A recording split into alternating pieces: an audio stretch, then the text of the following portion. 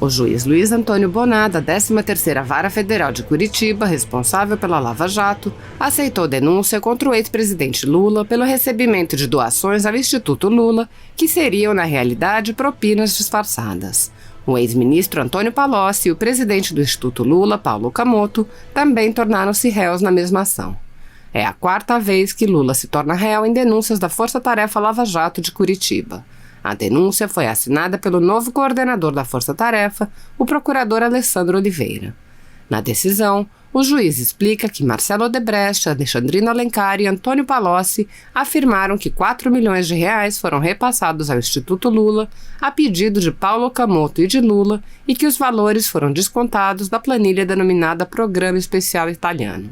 O juiz acrescenta que, além das declarações dos 3 colaboradores, há indícios independentes e autônomos, como os e-mails que mostram os pagamentos sendo combinados e que mencionam que o dinheiro seria descontado da conta de propinas. Dos deputados e senadores, diz claramente que nós somos invioláveis nos votos, palavras e atos. Opiniões. É claro que a gente tem sim o direito de externar as nossas opiniões, as nossas palavras, os nossos atos também. Se nós estamos participando de alguma atividade como essa aqui, e externamos a nossa opinião, nós não estamos apenas falando em nosso nome, nós estamos falando em nome daqueles que nós representamos, que são os eleitores. Então, para isso é que existe a eleição de representantes do povo. E exatamente em função disso daí, para terem uma ideia, nesse momento a gente está discutindo, eu estou com 2 volumes aqui, que são as minhas razões de defesa que estamos apresentando à Procuradoria-Geral da Câmara, assim como a deputada Bia também tem as dela, e vários outros deputados, porque tivemos o sigilo bancário quebrado, acusados de estarmos apoiando manifestações antidemocráticas. Nada a ver com isso daí. Primeiro que não apoiamos, e se tivéssemos apoiado, teríamos todo o direito, assim como cidadãos, não somente como deputados. E a acusação de que a gente fez uso de verba parlamentar, de verba pública, para a divulgação da atividade parlamentar, também é uma coisa apurada, porque todos têm essa verba, ela está legal, ela está legalizada, reconhecida, e não tem motivo de estarmos sendo atacados. A agressão que é feita à Câmara dos Deputados e ao Senado Federal com esse inquérito 4828, ela precisa ser contestada, porque ela pode ser o começo de muitas coisas. A gente tem preocupação quanto a isso, e a nossa liberdade de expressão, ela precisa continuar acontecendo. E lembrando que nós também tivemos o cerceamento da liberdade de imprensa, quando alguns blogs, que é a mídia não tradicional, também tiveram seus materiais apreendidos e estão impedidos de fazer uso da palavra, externando aquilo que as pessoas que assistem a eles, elas possam ouvir e ver o que eles estão fazendo. Então a gente precisa sim ter muito cuidado com isso, e mais preocupação agora, deputada Bia, com o PL das fake news, esse PL 2630 que está chegando aqui na Câmara, que já chegou na Câmara, e que a gente tem uma preocupação sim, porque ele pode cessear a nossa liberdade de expressão, não somente do deputado, dos brasileiros como um todo. A Constituição existe para isso, a gente precisa fazer com que a vontade do povo, que é soberana, ela sim é soberana, ela seja cumprida. A gente lamenta, não é uma agressão às instituições, pelo contrário, talvez algumas instituições estejam sendo agredidas quando o presidente da República nomeia alguém e é impedido por um ato monocrático de um integrante de um outro poder. Essa é a realidade que a gente está vivenciando, e a gente quer hoje aqui fazer um chamamento que mais deputados e senadores possam se juntar a nós, para que a gente possa estar juntos nessa discussão em prol da nossa liberdade de expressão, liberdade de opinião, liberdade de imprensa e também da nossa inviolabilidade como deputados federais. Alguém mais quer falar? Obrigada. Se você continuar falando, você quer cercear minha palavra. Bom, boa tarde a todos, obrigada por estarem aqui. A nossa intenção é a gente lembrar ao parlamento, a cada parlamentar aqui, que essa prerrogativa da inviolabilidade da palavra, do voto, da opinião, ela é garantia da própria democracia. É ela que garante o exercício do nosso mandato. E nós estamos aqui para representar o povo. Então, nesse momento, é preciso que a gente separe qualquer ideologia, qualquer inimizade. O que nós temos que pensar é que essa prerrogativa de cada um de nós. Então nós não podemos concordar até quando um adversário político nosso tem essa sua prerrogativa ceifada, porque isso acabará por atingir a todos, a qualquer um dos parlamentares. E além dessa nossa prerrogativa, é muito importante que a gente lembre que estamos aqui para representar o povo, e é a voz do povo que está também ameaçada com esse projeto que a gente chama da censura. Ninguém sabe o que são fake news. Fake news, como disse o grande Guilherme Fiuza, é o que quiser que seja, é qualquer coisa. E nós conclamamos, inclusive, a imprensa, que não faz parte desse projeto, mas pode vir a fazer por uma emenda de qualquer parlamentar. E também os senhores poderão ter a liberdade de vocês ameaçar. Então vamos nos unir nesse momento pela liberdade de expressão, que é pilar de qualquer democracia. Muito obrigada. Eu vou passar agora para o Eduardo Bolsonaro. Boa tarde. Eu queria aqui não ser repetitivo, então somente agregar que o artigo 53 da Constituição sofreu uma alteração através de uma emenda em 2001. Até então, o texto constitucional dizia que deputados e senadores são invioláveis civil e penalmente por suas opiniões, palavras e votos. Para que não houvesse qualquer tipo de dúvida, essa emenda ainda acrescentou a palavra quaisquer. E hoje temos o texto que todos os deputados e senadores são invioláveis civil e penalmente por quaisquer opiniões, palavras e votos. Mais claro do que isso, meus caros, impossível. E a única arma que nós temos à nossa disposição para poder trabalhar através da outorga que nos foi dada através do voto popular é a nossa fala. Não faz qualquer sentido esse inquérito sobre manifestações antidemocráticas que está atingindo nós aqui dentro do Congresso. E outra coisa, a gente pede sim, porque essa é uma causa institucional suprapartidária. A gente tem que ter o apoio da Procuradoria da Câmara. Eu lamento que o presidente Rodrigo Maia, que ele não seja uma voz mais expressiva diante da quebra de sigilo de 10 parlamentares. 11. E os 11 parlamentares, perdão, obrigado, Carla. Isso daqui, não se enganem, amanhã vai para cima de vocês da imprensa. A deputada Bia falou muito bem sobre o PL 2630. Está se criando uma atmosfera em que o projeto de lei vai cercear a liberdade de expressão e está sofrendo críticas da direita, da esquerda, do Facebook, de órgãos de imprensa. Mas eu gostaria de ver mais apoio em relação a esse sentido. Óbvio que nós temos nossa diferença. Vocês sabem que eu sou um crítico de boa parte da imprensa. Mas eu não quero de maneira nenhuma ganhar essa guerra calando os senhores. Vamos para o debate.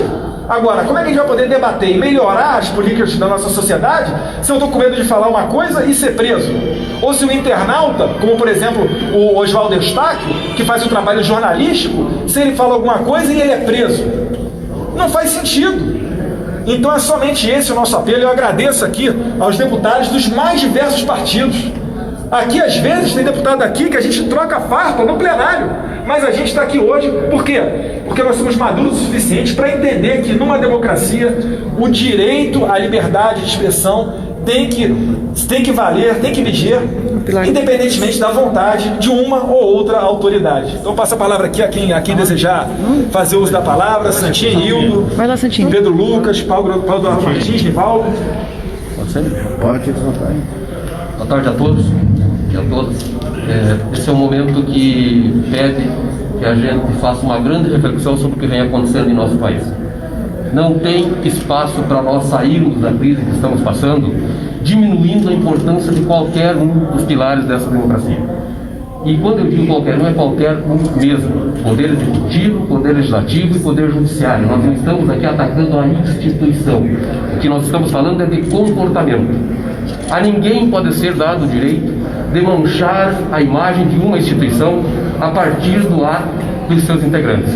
E nós, do Parlamento, nós que recebemos a procuração para trazer a voz daqueles que estão clamando por justiça, estamos aqui hoje dando total apoio a esse ato que está sendo promovido pelo deputado General Girão, pela deputada Bia Kiss e por todos aqueles que se sentiram injustiçados nesse processo. Nós não vamos abrir mão de defender as prerrogativas desta casa e também de lutar pela nossa democracia. Paulo. Quem mais? O Paulo. Jornalista. Boa tarde a todos. Além de reiterar tudo que assinar, subscrever tudo que já foi dito, eu quero chamar a atenção para a gravidade do que está ocorrendo.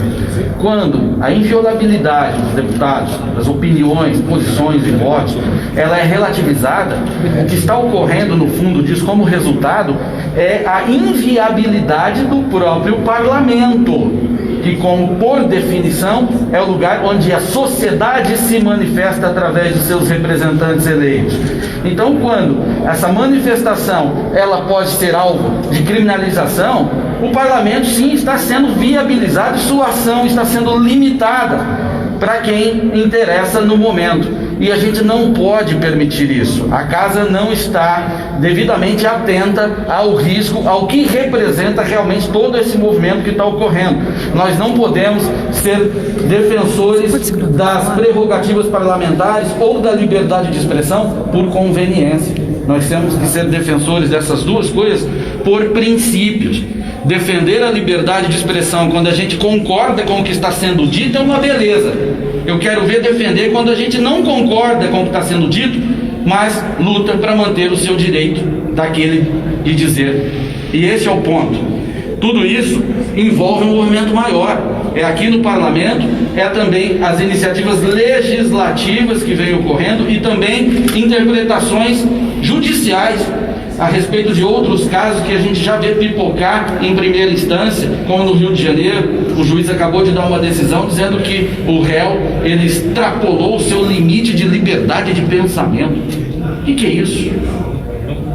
Então, o PL que fala de fake news, o popular PL das fake news, ele mira primeiro nas redes sociais, mas ele acaba atingindo a liberdade de expressão. E quando atinge a liberdade de expressão, atinge aqui do parlamentar, atinge das pessoas que são usuárias das redes, atinge de vocês, profissionais de imprensa, qual eu também sou. E que se a opinião agora que incomoda é aquela que está nas redes ou que está na tribuna da imprensa, logo será aquela que está nas bancadas dos telejornais, nas páginas de opiniões dos jornais ou nas colunas de revistas. Esse movimento não tem que ser só desses parlamentares. Aqui eu acho que a gente apenas representa muitos que têm interesse nisso, que não suportam um ambiente de restrição de liberdade de expressão, e esse alerta serve a todos os brasileiros, especialmente aos profissionais que sobrevivem disso. Muito obrigado. Além de reiterar o que os meus colegas falaram, eu queria dividir com os senhores um sentimento que hoje é meu, mas amanhã pode ser de cada um dos senhores ou de alguns dos senhores. Eu tive meu sigilo bancário e telemático, nem sabia que existia isso, quebrados, por conta de um tweet. Eu pergunto aos senhores, até que ponto isso não pode chegar até os senhores jornalistas, até o povo? Eu, como deputada federal, embasada em todos esses argumentos que meus colegas disseram, tenho tido medo, nas últimas 2, 3 semanas, de me manifestar. Uma representante do povo brasileiro com medo de se manifestar. É até esse ponto que a gente quer chegar? Daqui a pouco isso pode atingir os jornalistas. Já está atingindo o povo. Eu clamo aos senhores que, por favor, deem voz a esse apelo que a gente tem feito aqui. Porque a gente não está defendendo os nossos mandatos só, ou essa instituição. A gente está defendendo o pilar principal da democracia, que é a liberdade de expressão e de pensamento. Muito obrigada. Talvez a ideia seja que esse primeiro movimento de hoje, dessa semana, ele possa se repetir todas as semanas agora, com a adesão de mais deputados e senadores, inclusive também, porque também tem senadores que pensam como nós. Não podemos nos calar, como falou aqui a deputada Carla, não podemos nos calar, não vamos nos calar. Essa é a grande realidade. A gente vai enfrentar isso aí, porque nós acreditamos que a democracia, para existir, tem que ter esses pilares como sendo obedecidos. Nenhuma ditadura será boa para o Brasil, muito menos se for uma ditadura puxada por ações judiciais. Muito bem.